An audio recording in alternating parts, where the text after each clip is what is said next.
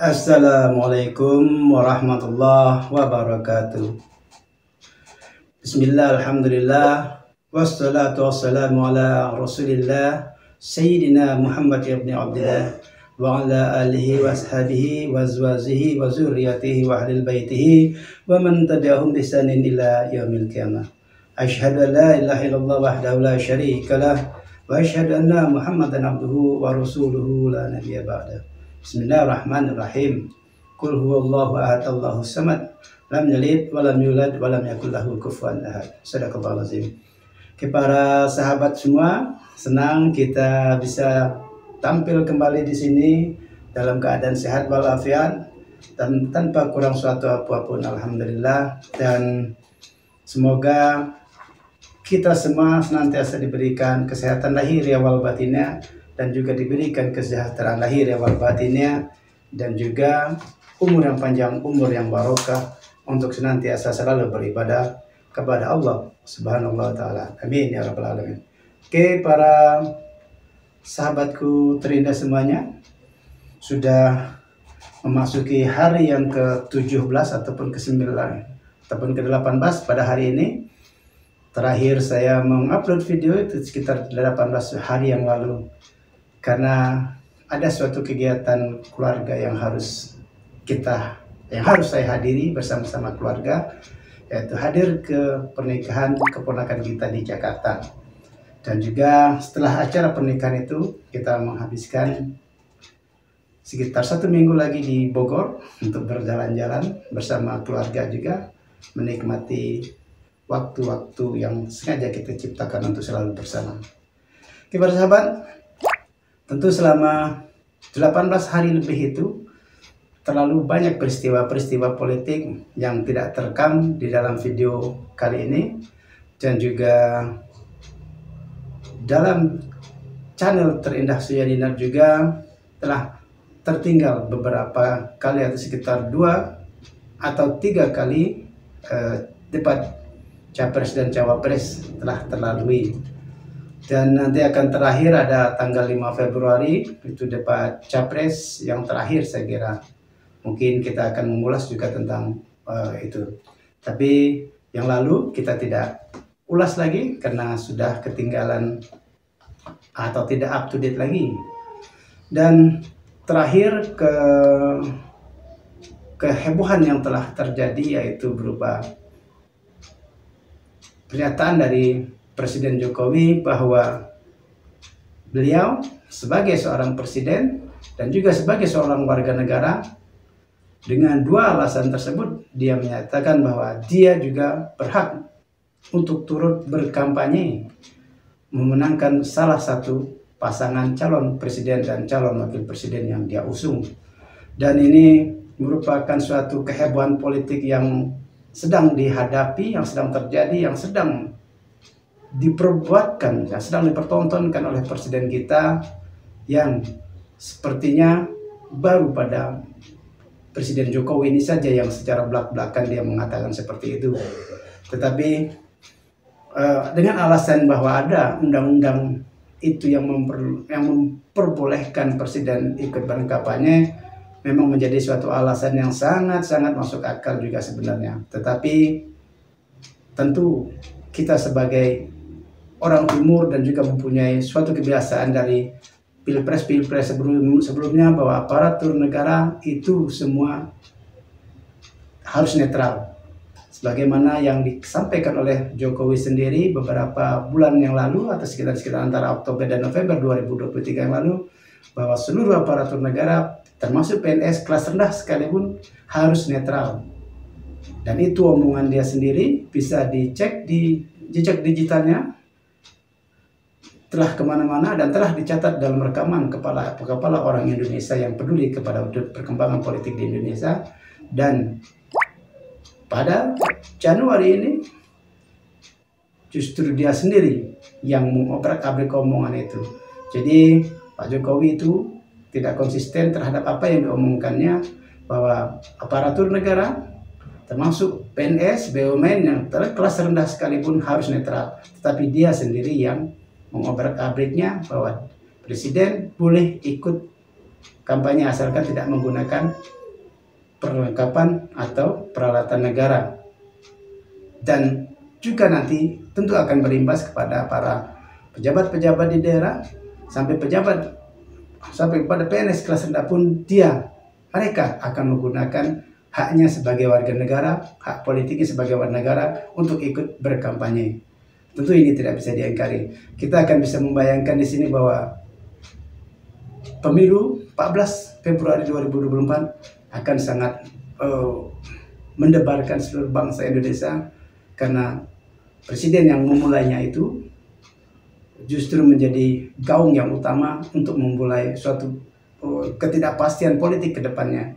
Seharusnya secara etika, meskipun presiden memang harus memilih kepada salah satu capres dan caleg sekalipun di sana, tidak perlu digembar-gemborkan, karena bagaimanapun bentuknya seorang presiden itu, apakah dia tidak menggunakan aparatur negara, dia tetap adalah presiden dan tetap pergi kemanapun, tetap pengawalan dilakukan oleh pas pampres dan lain sebagainya di daerah-daerah yang dia kunjungi, itu tetap melibatkan aparatur negara untuk menjamin keamanan presiden ketika ikut kampanye capres dan cawapres yang didukungnya.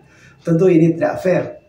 Kalau seandainya presiden menyatakan hal ini, tentu tidak fair. Sekali lagi saya sampaikan bahwa tidak fair kemanapun presiden pergi, meskipun dia tidak menggunakan peralatan-peralatan negara, kata dia, tentu masyarakat tidak bisa meyakini 100%. Kemanapun dia pergi, pasti pas pampres, kepolisian, termasuk TNI Polri di daerah-daerah yang dia kunjungi, pasti mempersiapkan diri untuk mengamankan kehadiran seorang presiden.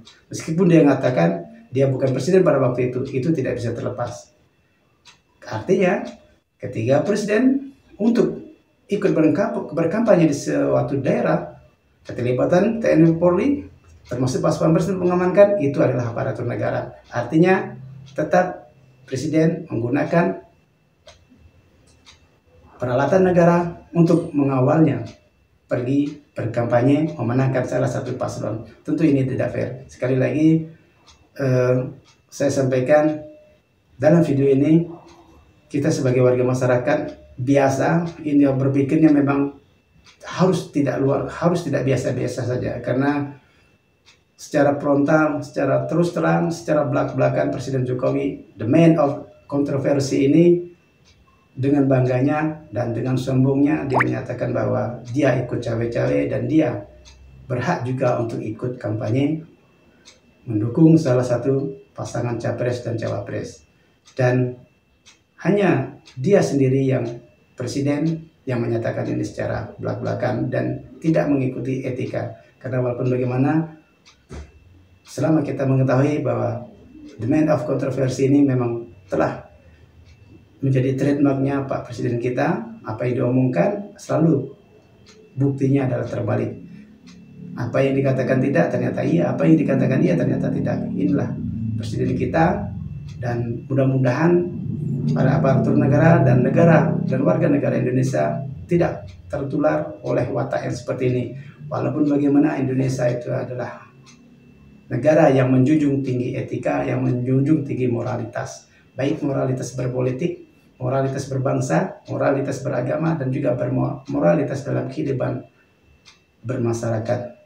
Ketika moralitas itu diinjak-injak justru oleh dia sendiri, sepertinya itulah akhir daripada ketenaran dia, akhir daripada kemuliaan dia, dan akhir daripada nilai diri atau harga diri seorang presiden itu, ketika dia menginjak-injak moralitasnya sendiri, mengobrak-abrik omongannya sendiri, dan menjadi the man of kontroversi, semakin dinobatkan oleh dia sendiri bahwa dia tetap kekeh untuk menjadi the man of kontroversi.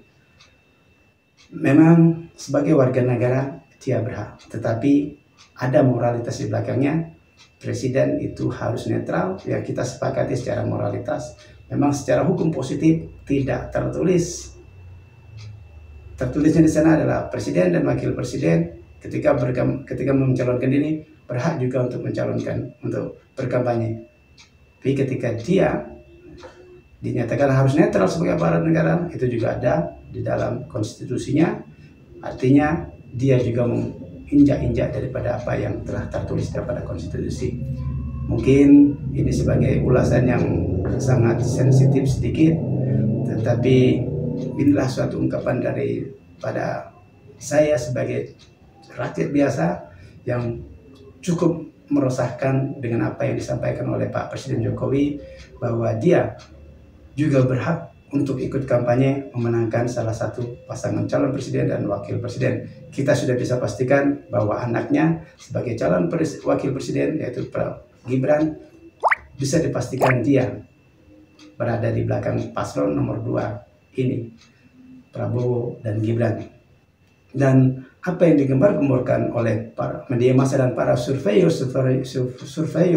yang menyatakan Pak paslon nomor 2 telah mendapatkan survei 52% kemenangan untuk satu putaran, ini merupakan suatu polesan-polesan yang coba dibangun opini kepada masyarakat bahwa memang Pilpres nanti satu putaran dan dipastikan pemenangnya adalah nomor 2. Dan ini juga merupakan suatu pembusukan daripada sebuah demokrasi.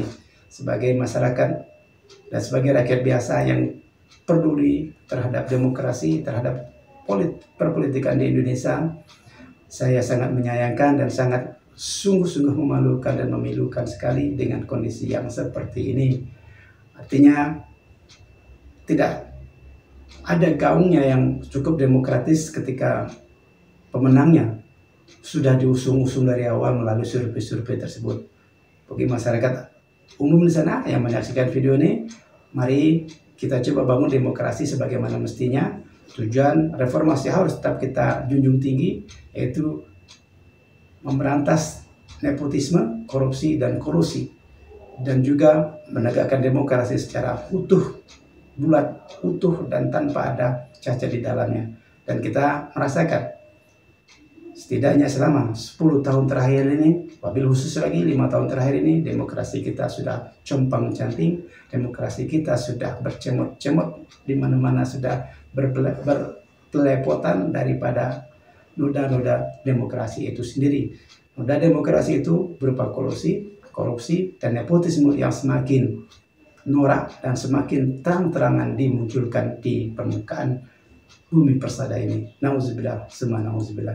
Oke, kita harapkan apa yang kita khawatirkan pada pemilu 2024 nanti tanggal 14 Februari tampaknya adalah yang positif, yang terbaiklah yang bisa memimpin negeri ini, yang masyarakat sadari pilihan kita masing-masing harus kita mantapkan bahwa pilihan kita itulah yang menjadi pemenangnya.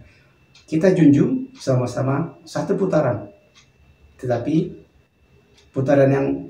pasalon yang mana yang akan menang, karena semua tiga capres dan cawapres juga berkeinginan untuk satu putaran. Paslon nomor 1, paslon nomor 2, dan paslon nomor 3 menginginkan satu putaran mereka semua yang menang. Tentu dengan effort yang luar biasa, rakyat juga yang melek politik, yang sangat menginginkan negara ini semakin demokratis. Pilihlah yang benar, pilihlah yang benar-benar sesuai dengan hati nurani Anda dan benar-benar berkualitas. Demikian video singkat ini, semoga bisa memberikan manfaat dan semakin menghidupkan demokrasi di negeri NKRI ini yang kita sama-sama kita cinta ini. Billahi taufiq wal hidayah. Wassalamualaikum warahmatullahi wabarakatuh. Thank you for watching. Tetap semangat.